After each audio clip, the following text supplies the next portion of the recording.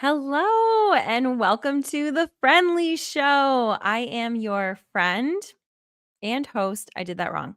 I am your host and friend, Leigh.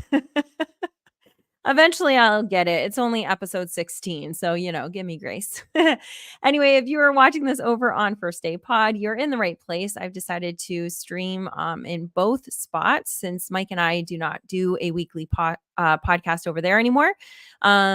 So today we are going to be talking about depression. That is going to be a continuation of last week's episode. So if you missed that, that was episode 15.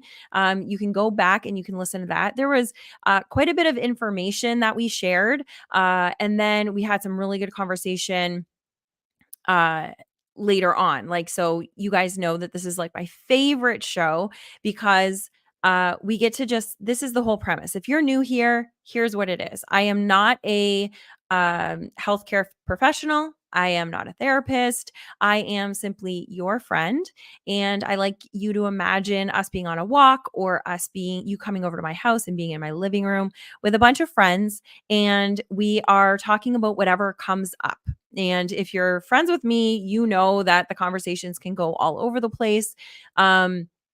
But what I like to have is kind of a topic that we're like, okay, this is what we're going to start with. And then who knows by the end of it where we'll end up. So this really is my favorite show, the Wednesday night show, because you're a big part of it. So if you are watching this and it's live, then you can go ahead and make comments along the way. So if you have questions, if you want to share your experience about something that I just said, if you want to comment on something that somebody else said, you don't have to wait. You can kind of just pop in and share it, and I will bring it up on the screen and share it, and you'll be part of the show. If you're watching it in the replay, then you can also comment if you're watching in Facebook or YouTube, and I will make sure that I comment when I see the notification. And if you're watching over in Twitch, I still am not 100% sure how to use that. So if you're commenting over there outside of the show, outside of the live, I may not be commenting back. And if I'm not doing that, please come on over to Facebook because that's where I am a lot more. And that is an invitation to you. The Facebook group is completely free. And I do try to post in there live at least 4 or 5 times a week. I try every day, but I don't get to it every day. So I give myself kind of grace. Pops is here. Hey, Britt. Hey, Mel. So glad you guys are here. That's so awesome. And Britt, can you let me know if you've noticed comments like that have come in after the live recording that I've just been not commenting on? If that's the case, if you happen to see that, can you let me know? And I'll try to get in there and figure out how to use Twitch because I don't want people to think I'm ignoring them. It's just I'm not tech savvy in that department yet. Okay. So I did want to give a shout out and thanks to Pops and his wifey, Mel and Britt, because they weren't here for the last episode. Although they were kind of the reason why we were doing the episode, because 2 weeks prior, I asked, hey, what do you guys want to talk about next? And you guys wanted to talk about depression. So we did. And they weren't here for the live recording, and that was totally okay. But what I loved is they came back, watched the replay as if they were watching it live and commenting along the way. So thank you so much for doing that. Pop says, oh, right, I'm not bringing this up. Leanne, come on. So Pop says, haven't noticed any. Okay, thank you. That's fine. And you don't have to go and you don't have to monitor it. I was just wondering if that was maybe happening. And Ed is in the house. Hello, Ed. Okay, so awesome. Okay. So also, Britt, you wanted me to remind you if you want to share the poop scooping story. So, okay, I made some notes. I'm really trying to stay on top of this and work my ADHD as best I can. So, here are some of the things that I want to talk about today. And like I said, any way that this goes, I'm going to be happy about. So, whatever direction you want to take it, totally cool. But some of the things that I want to talk about is kind of the connection between ADHD and depression. I don't think we talked about that. Britt, remind me some, because you and Mel brought up some good points that we should be sharing in this episode. So please, by all means, bring that up as well. Mel was talking, she's a teacher, and she was talking about how important it is for us to be able to have these conversations, not only as adults, but as adults in front of children, to allow children to know that they can have these conversations, and having these feelings is normal. And I thought that was really powerful. And I think that's something that we don't really consider, because as loving parents and as loving adults in this world, we want to, shield kids from that sadness, right? And I understand this is very much like it's a dual kind of thing. I totally understand that. Yes, maybe like not telling kids all of the nitty gritty if they're not in a position to be able to take it on. So there is that part of it. But also, if kids are going through these feelings and then they're not seeing adults having those experiences as well, then it becomes difficult, because I'm sure they're thinking, and I can tell you, I don't know if I told the story. I'm pretty sure I have. Um, but growing up, my mom, yeah, I did. I told this story last week. So, okay, I'm just gonna say it really fast for if you're new and you're here and you didn't listen to the last episode.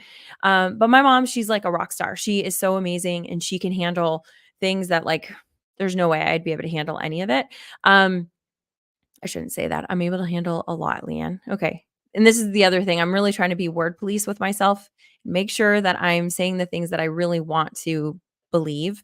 And so you will hear me on this show that I will talk to myself and I will correct myself, because I want to be better with my vocabulary, not for you guys. Although, yes, that would be nice if I had better vocabulary for you guys. But I want to have better vocabulary for me and my subconscious mind. So anyway, but growing up, I never really saw my mom struggle with anything. I never really saw her really have frustration or overwhelm or real sadness outside of funerals and things that like were typical sad moments, right? Like, a dog dies, a whatever. Yes, we cry. We go to funerals. I saw my mom cry. Like those types of things. Yes, I saw my mom, because she is an emotional human. She's very connected to her emotions, which is amazing, and that's super helpful. But I never saw her feel those overwhelmed feelings and those I can't handle this moment feelings. And so what I didn't realize what was happening to me is it wasn't even a conscious thing. It was just that's the narrative that I was like, okay, when I was becoming overwhelmed and when I was becoming anxious and I was becoming frustrated, I didn't see my parents go through that. So I thought I was weird. I thought I was broken. I thought something was wrong with me. And I'm not going to share that with anybody because that's weird. Right. And same thing with depression. If you're not seeing that modeled, um, not that we want to model depression, but if we have depression, if we're feeling those feelings, I feel like we need to share that. So then kids know that it's okay, it's normal. And these are the things that we can do to get through it. So long-winded Leigh is here, apparently.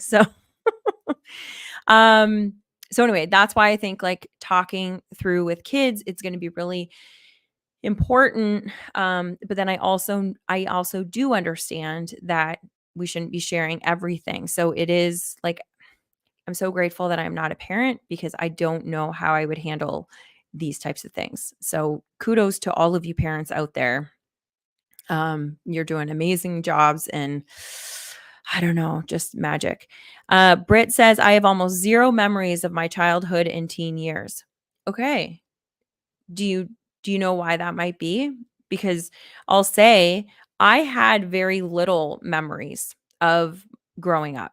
And the only real big memories that I had were memories that were shown in photos. So like I would remember certain birthday parties because there were photos to prove it, right? And then there was like certain feelings, and then if my parents would talk about, like, they would have to kind of trigger my memory for things, so they would talk about vacations, and then I'm like, "Oh yeah, I kind of remember that."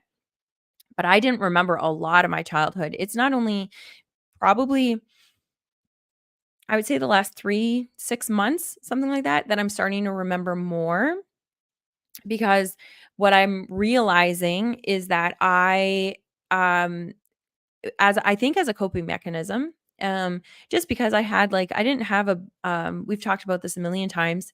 I didn't have really a quote unquote high traumatic, it was a big T. I didn't have any big T, big trauma in my life growing up.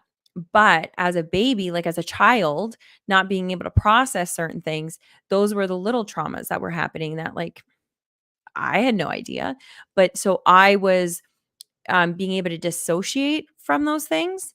And so I didn't remember a lot of it. And now it's like I'm really good friends with a girl that I grew up with, and I haven't seen her in 20 some years. She came back into my city and she came back into my life. And now we're like being able to reminisce about certain things. And I'm like, oh my gosh, I totally forgot about that part of my life. So for me, my memory was associated to, I think, a defense mechanism kind of thing. I'd be curious if it's similar to you, Britt. But anyway, as we, I will, we're starting to read a book in a book club that I have, and it's called The Body Keeps Score, or The Body Keeps the Score, I think. And it is going to be a doozy of a book. But basically, what the whole premise is, and I mean, it's long and very theory based, but basically, it's just saying that even if you don't remember the memories, your body remembers. And so that's why we'll have like heightened kind of triggers for things that are not rational. You know, the book that we were reading, this past book, was How to Be the Love You Seek, and the author of that book, I was watching videos of her from like 4 or 5 years ago, and one of the examples she gave was that you know that you're being triggered if your reaction is a lot more heightened, like a lot bigger than what is in front of you. So her example was that when she would walk in the door, she would, if there were dishes in the sink and not in the dishwasher or not cleaned, she'd be like, "What? What is happening? Why can't you just do this?" And she would like blow up about dishes. And if you sit back, like, are dishes really that big of a deal? No, they're not. They're really not. Like, you can just go choose to do the dishes, right? But once she started becoming aware of, oh my gosh, like I'm heightened in this weird state, like for dishes are there, or there's a sock on the ground, or you gave me like a weird face, whatever. If you have a heightened response to it, it probably means that your body has kept score and remembers that that is proving something to you. So it's, in her thing, it was that, people didn't, I think her example was that people like didn't care for her or take care of her, that she had to do everything. And so then that was from childhood, that she didn't remember core memories of that, but her body did. And so then later on, anytime that she would see dishes and her spouse wasn't doing the dishes, that meant that she wasn't cared for, she wasn't taken care of, even though it was just meant that they didn't do the dishes. There was no meaning behind it. There was just, it didn't happen. So, interesting stuff. Okay. So I am falling behind. So Britt says, yes, most of the memories I do have are from hearing others talking of telling stories. Yeah, that was me too. So it is going to be interesting. Like the more aware we can become, the more you can open those stories up if you want. Also, sometimes they're fine being back there. We don't have to go back to all of our stories in order to be able to heal from them. We just have to know when we're having these upsets right now, being able to tell our body that we're safe, and, that what we're reacting to right now is not the same problem that was 30 years ago that created that response. Right. So it's all stuff I'm learning and stuff that I'm loving sharing. Okay. So Ed says childhood memories are interesting. I have very vivid memories of some traumatic events, but they originated in my dreams. It was like watching a movie from a narrator's perspective, but it is really hard to remember things for me outside my dreams. Wow. That is fascinating, Ed. That is really, and I remember you said that to me before. Yeah, that is really, really interesting. Mel says, do you have people showing up viewing in your Facebook page? On my end, your live is not showing up. What? Okay, because no, I do. Ed's watching. Ed, are you watching inside of the Facebook group in the friendly show, or are you watching? Is it, did I hit the wrong button? And are we on my profile page? Shoot. Oh my gosh. You know what?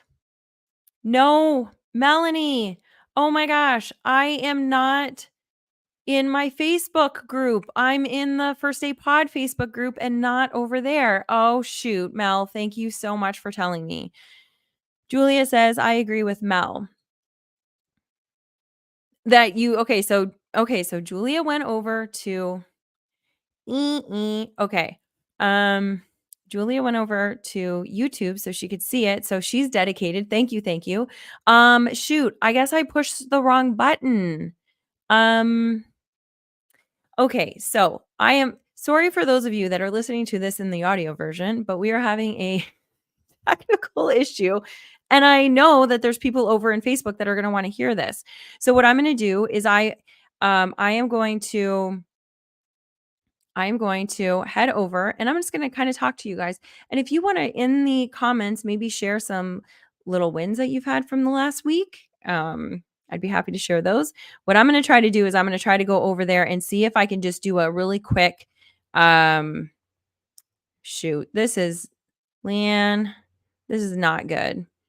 I'm just going to see if I can just do oh yeah. Really quick. So I can do this and I can share this over to my group. Am I doing it, you guys? I think I'm doing it. I'm sorry for this being annoying.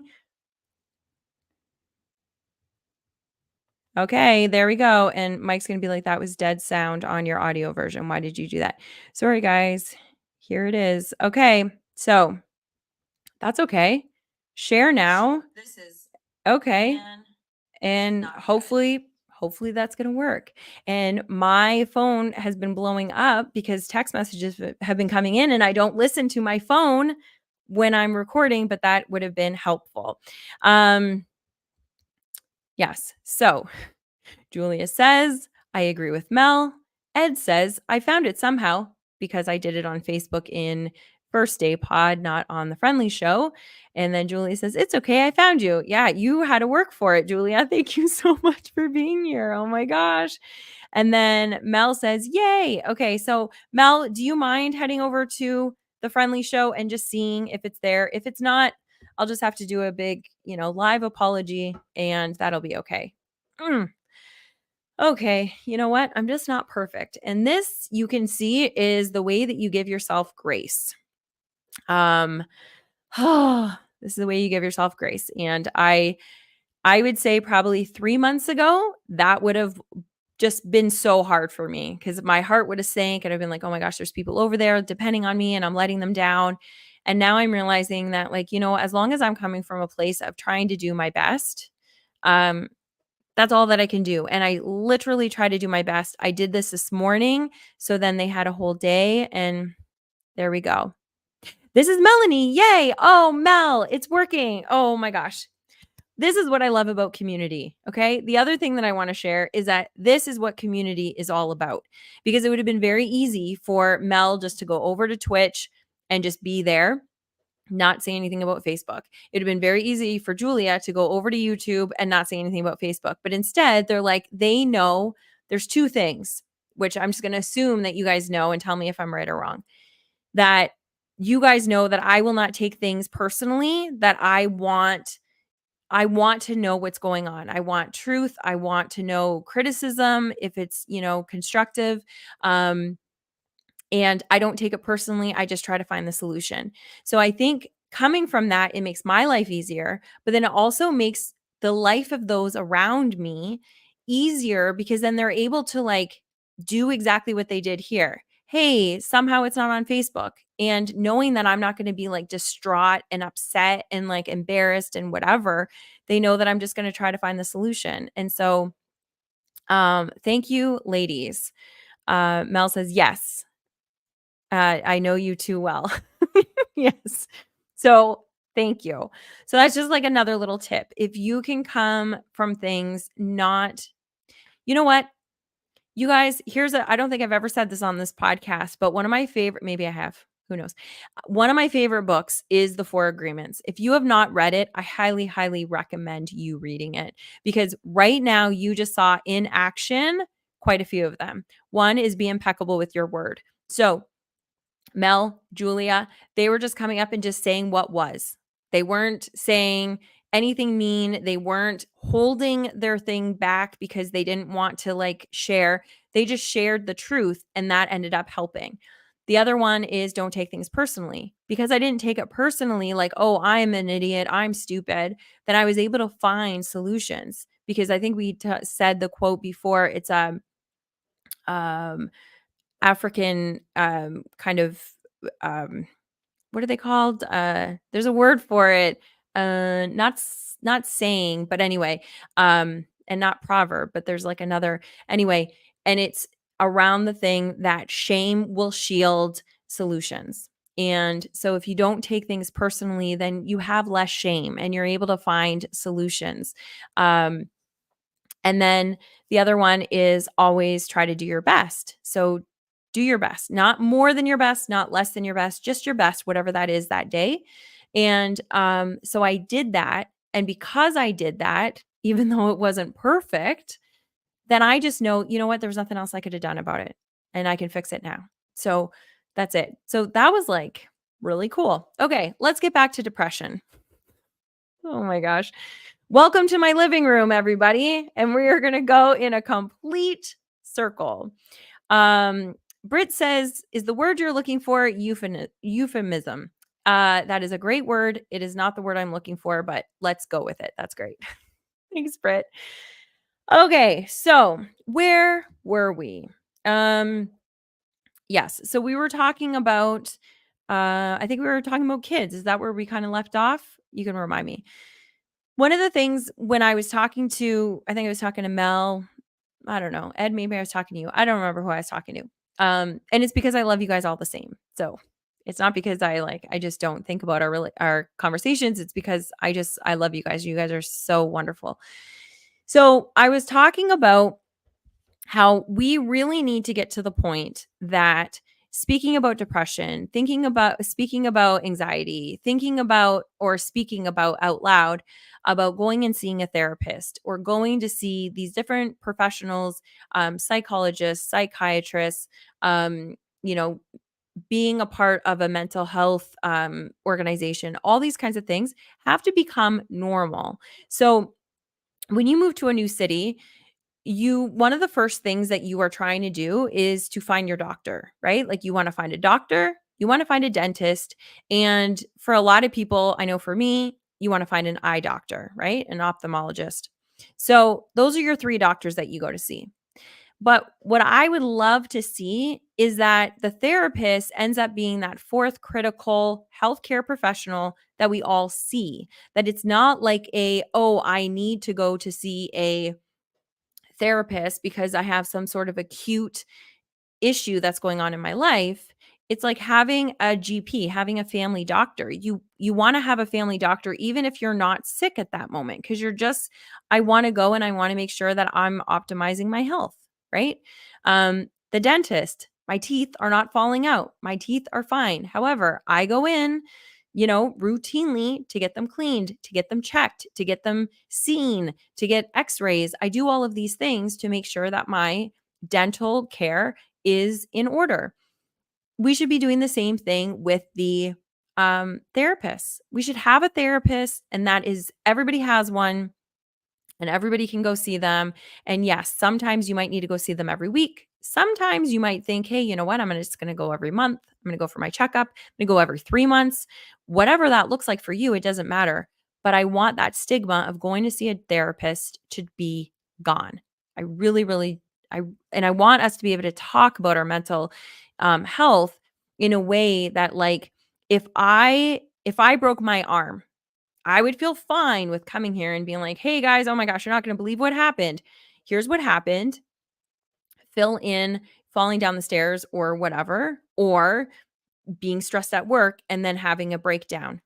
Whatever those things are, being able to share that just loosey goosey, like this is what happened. And then saying, oh, I went to the doctor and then I had to get a splint in and then I had to get, a cast and I'm going to have to wear a cast for, the next 8 to 10 weeks. And I'm going to have to do all these things. We can talk about that. No problem.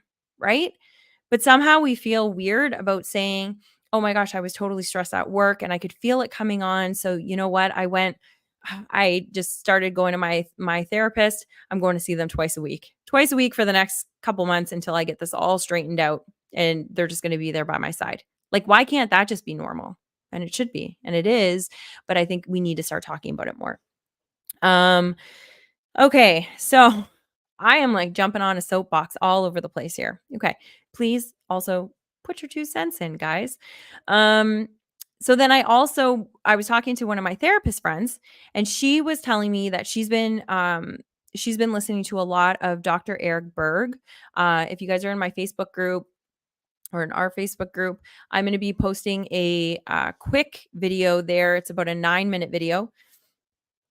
And it's really good. It's talking about now. I'm going to give a disclaimer and I will also do this on the post, that when he's talking about it, this is his take on depression, that depression is the symptom of something else, that is not the disease. It's not the cause or the actual issue.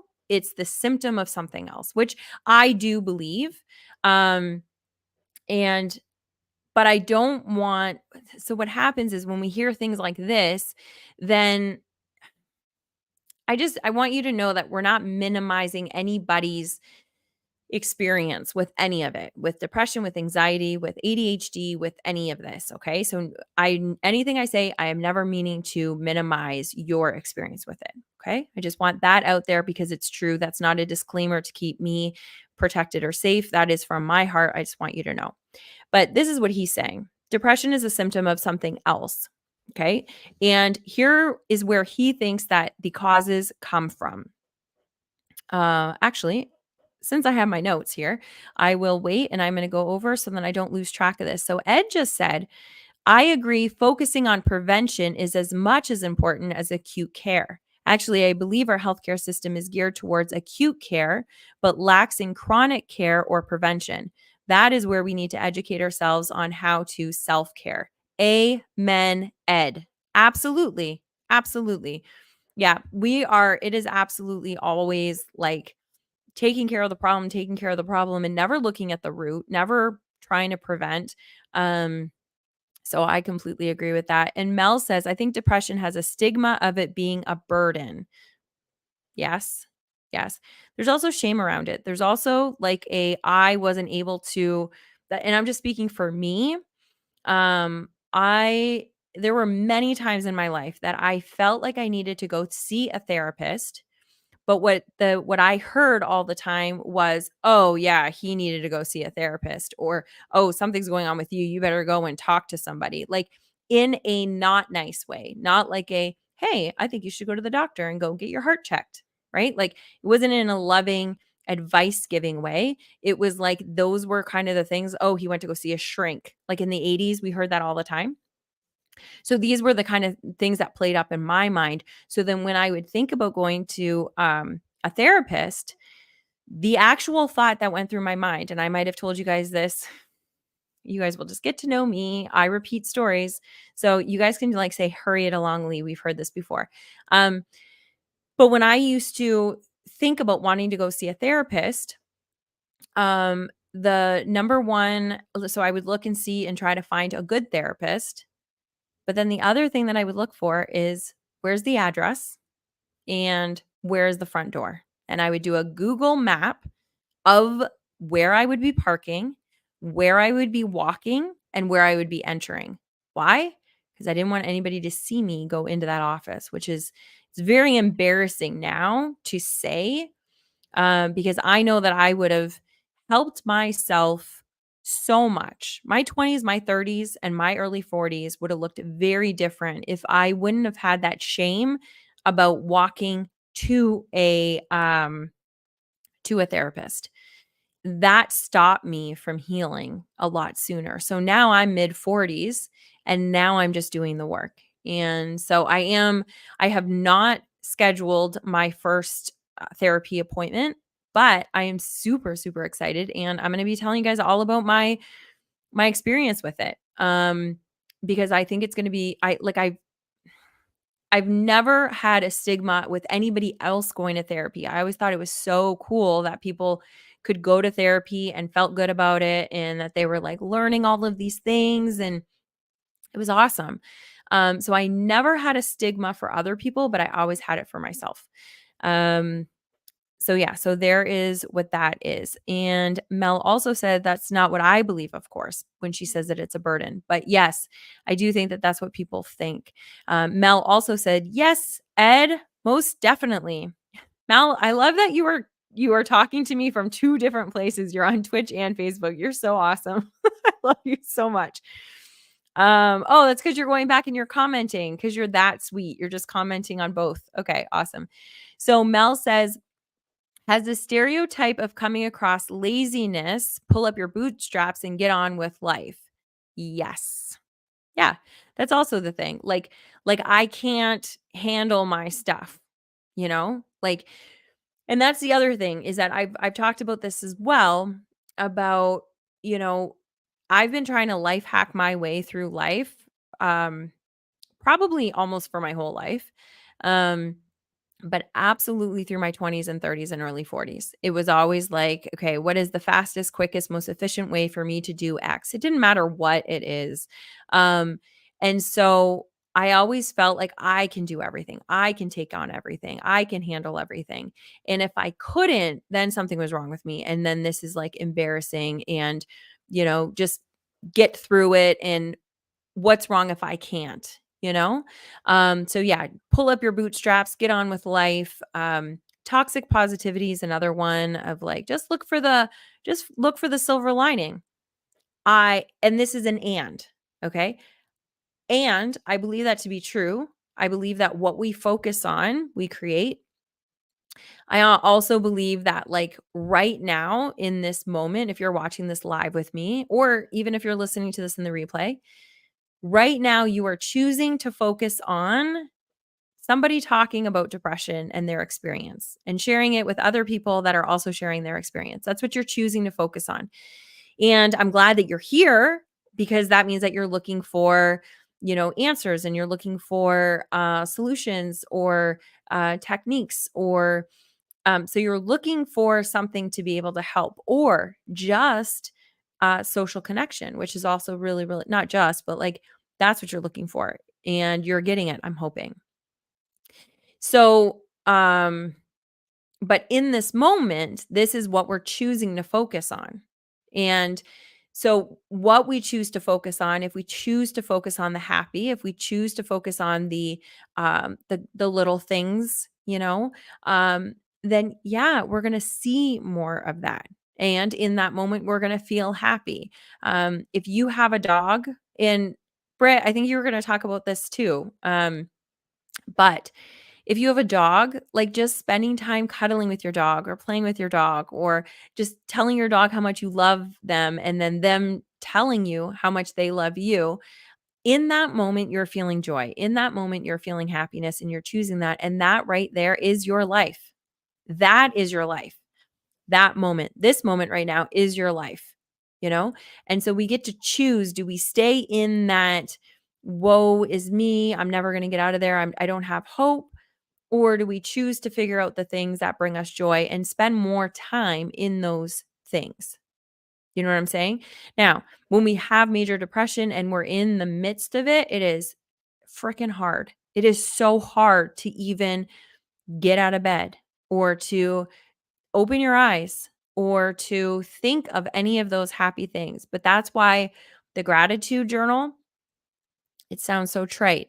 It really does, but it actually helps because it reminds you of things that you are grateful for. Something that I'm going to be starting is a gratitude journal that's a self gratitude journal. Because I'm pretty good at being grateful for my family and my friends and for you guys being here and for the opportunities that I have and all of these blah, blah, blah, blah, blah. But I do not do a whole lot of I am really grateful, that my eyes are working. I'm not very, or that I have the ability to be able to come on live and do things like this that, would scare a lot of people, but I'm, really grateful that I challenge myself and have myself grow. Like I don't do that a whole lot. When I'm sharing my wins, it's usually results based, I've realized, and that's also, I mean, it's good, but we need to be focusing on the things that we can control, and we can control the way that we respond to situations. Let me jump off of my soapbox and then move back into the comments. I hope you guys are laughing. Okay, so Ed says, the stigma is strongest in my family. My parents thought my struggles were due to my lack of faith, church, and belief in God. They also believe depression is a choice. So that added to my shame and delayed my getting help or me getting help. Yes. That's a huge one. That I hear a lot.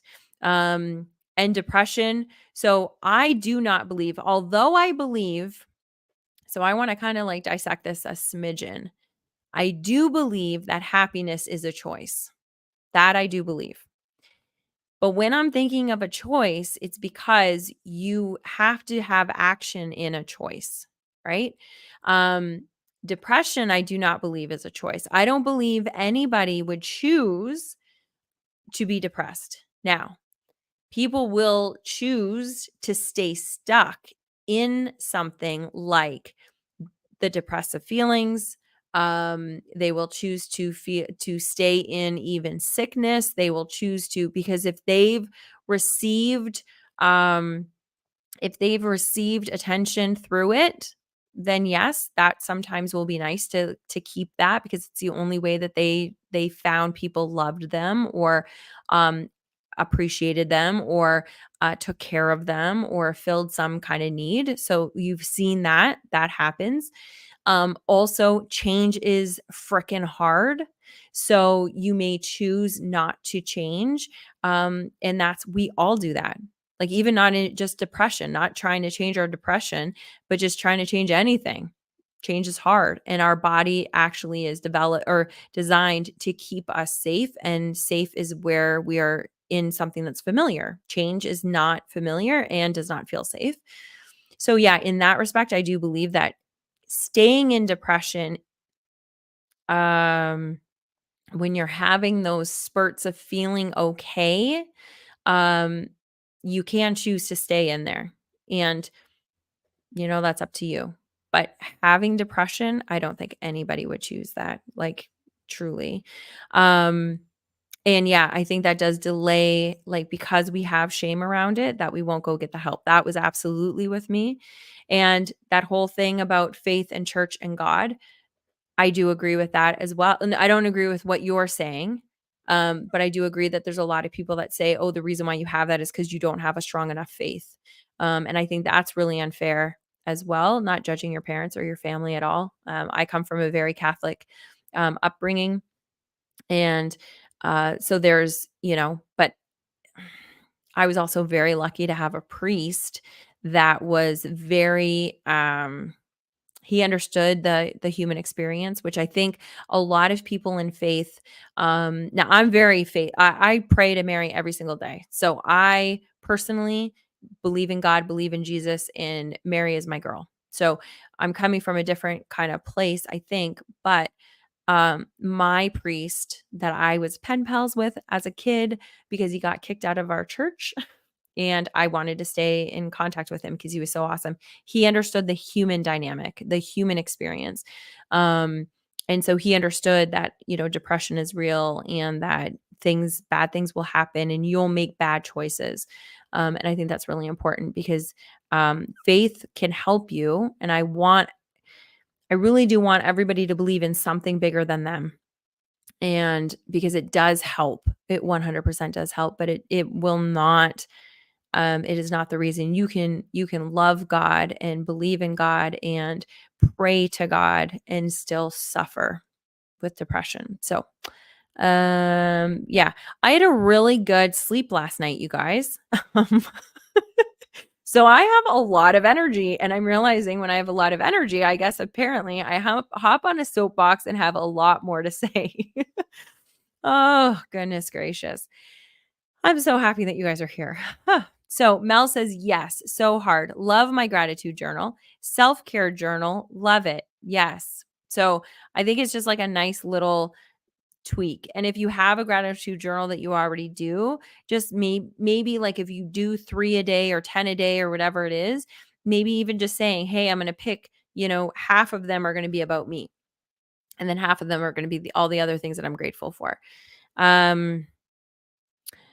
Okay, so Britt says worthless. Where this is where my ADHD comes, because now I'm gonna have to like go back and think about all the things that I said. Um, so can you explain to me what that means, please? And thank you.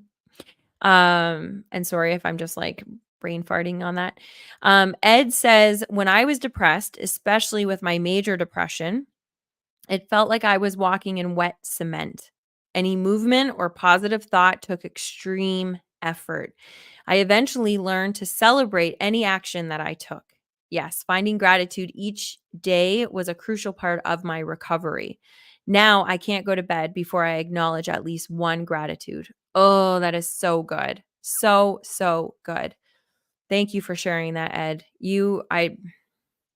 Thank you. Thank you for sharing that. Mel says, she says, my dad suffered with PTSD, Vietnam veteran, and my mom, I feel, due to having epilepsy, suffered with a mild form of depression too. Wow. Yeah. It's interesting. So, did you know that your parents suffered from, I mean, the epilepsy, I guess, that's difficult to hide, but PTSD, um, like, did you notice that when you were a kid? I'm just curious. Again, nobody has to answer any of the questions that I ask. Sometimes I go a little bit too, personal, I guess, but that's just me. And I get that from my nanu. So I will blame it on my grandfather, because my grandfather was always, my nana was like, shh, don't say anything. They're trying to hide that. And then my nanu would be like, hey, so Frank, I heard that you're trying to hide this thing. What's that all about? And I think we all could be a little bit more like my nanu. Because he never did it to like shame anybody. He just was like, hey, if you're trying to hide it, like, let's just talk about it. Maybe, bring it out in the open. It's a lot easier that way. Mel says, oh, I'm going to start doing that, Ed. Thank you. Yes, very good. You know what? I had another group, and Ed, you were part of it. And what did you think, Ed, when we were doing and be honest, what were you thinking when we were doing that Hello Happy, that we would do the 5 areas every night before we would go to bed, and then we would like put in, how much water, how much sleep we got, and just had that quick checklist that we did every night before we went to bed. How did you find that useful? I know some people in the group really did. I did. I want to bring it back. Is that something that maybe I should bring back to the friendly show and offer that for everybody to be able to do, and we can all check in on that? Because I'd like to know your experience, Ed. Okay, so just want to make sure I'm not missing anything. Okay, so another thing that I brought up, I started talking about this, then we got over here, and now I'm back to my notes. These notes are great. Okay. So when I was listening to Eric Berg, Dr. Eric Berg, he was talking about the causes of depression. These are the causes that he thinks where it comes from. Okay. So this is just like for a piece of conversation, and I want to hear what you guys think. But there's 7 areas. He says from loss, right? So from loss of a loved one, loss of a job, 2 from stress, 100%, like absolutely.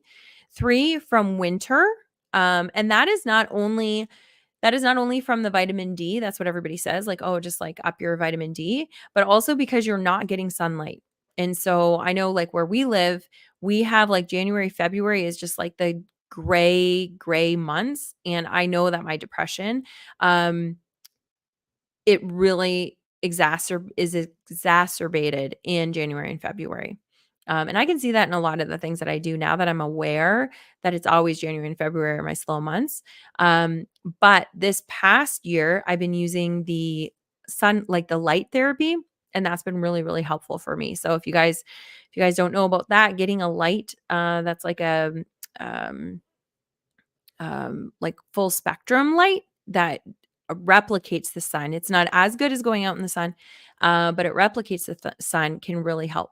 Anyway, so there's that loss, stress, winter, and then pregnancy. And for many reasons, actually, because you are getting depleted of so many of your nutrients that you could actually have lack of iron, lack of zinc, lack of magnesium, and that can really put you into that depression. Um, having a gut, and he called it a gut dysbiosis. Ed, am I saying that right?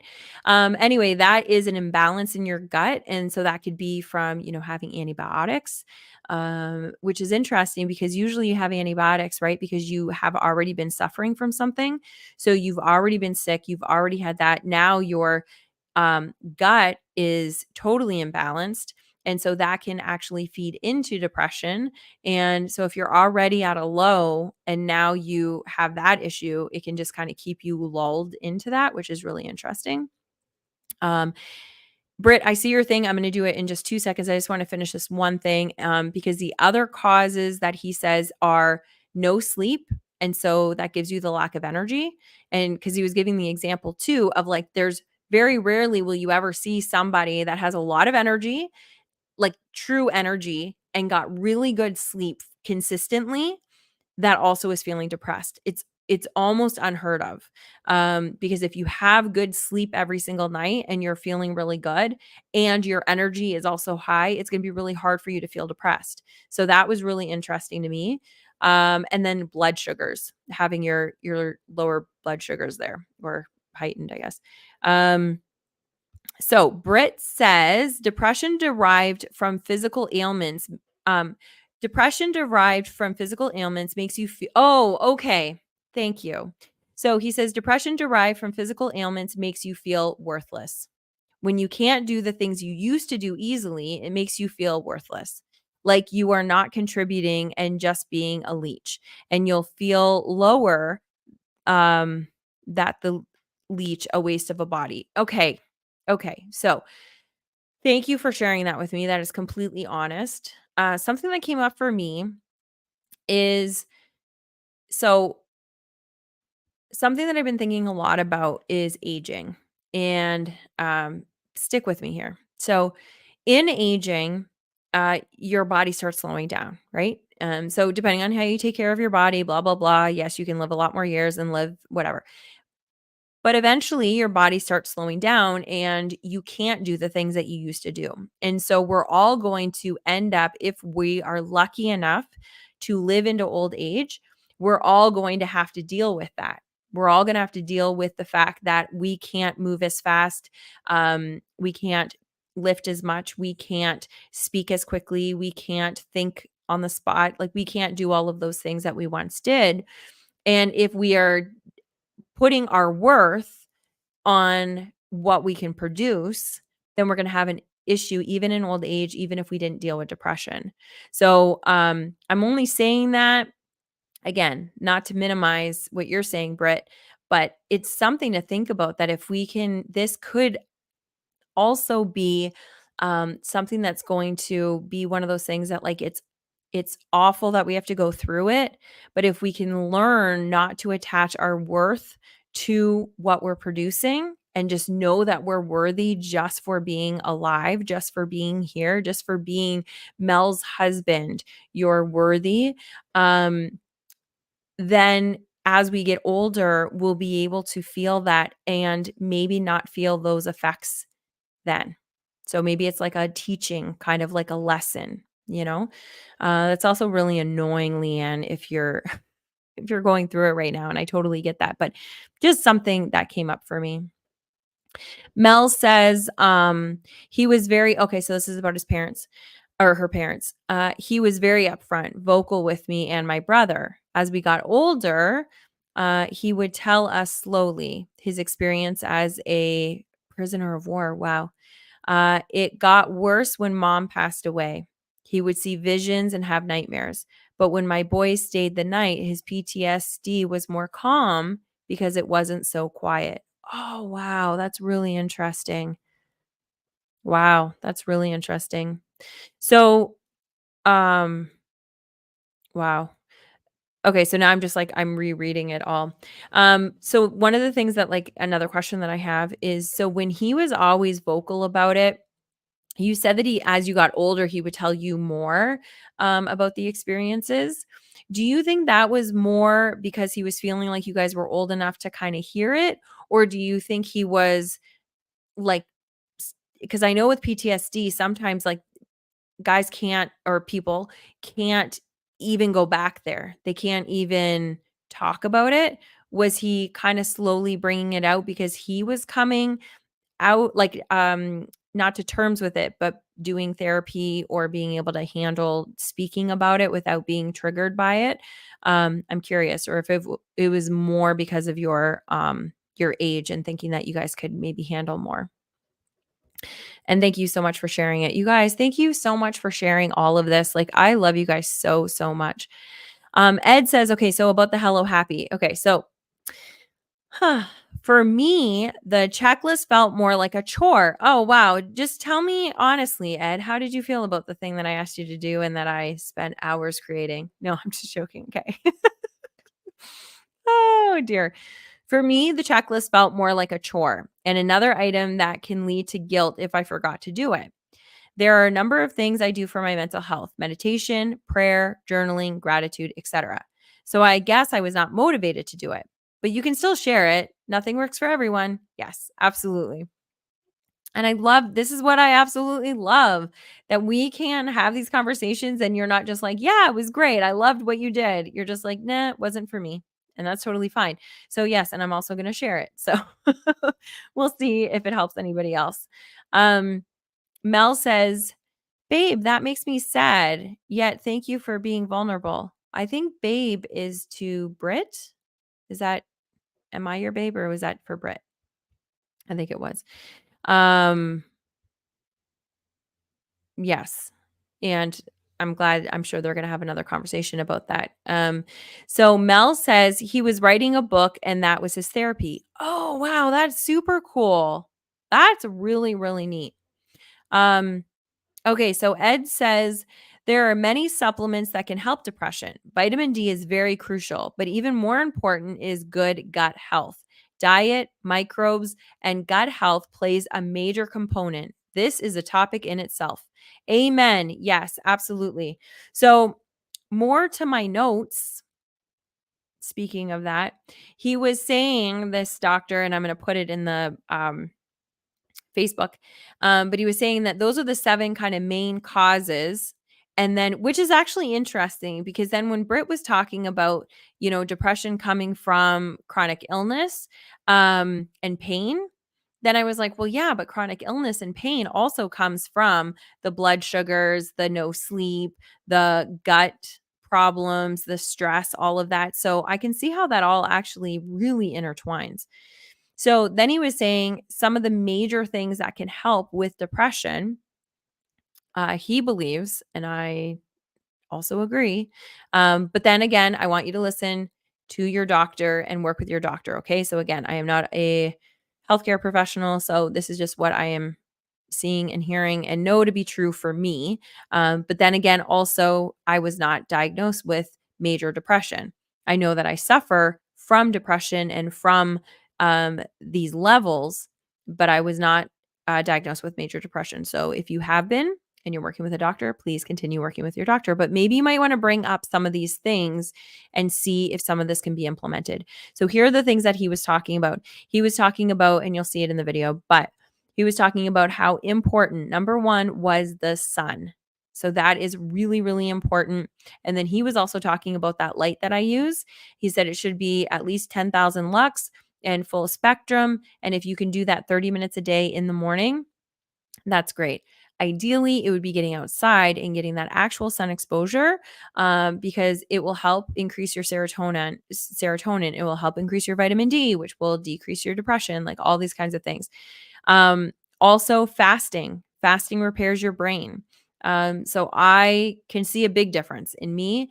I don't do like major fastings, but I do fast in the way that obviously I'm not eating while I'm sleeping, and now I'm sleeping more. So I used to only sleep 4 hours a day because I was like, "Oh, that's fine. I have so much to do. I'm so important." It was so dumb. So I'm so important and all these things to do that sleep was not on my radar, and that was really dumb because then that ended up hurting a lot more of the things around me. And so now sleep is one of my priorities. So now I don't eat for that 8 hours that I'm sleeping, right? I also try not to eat for about 3 to 4 hours before I am sleeping.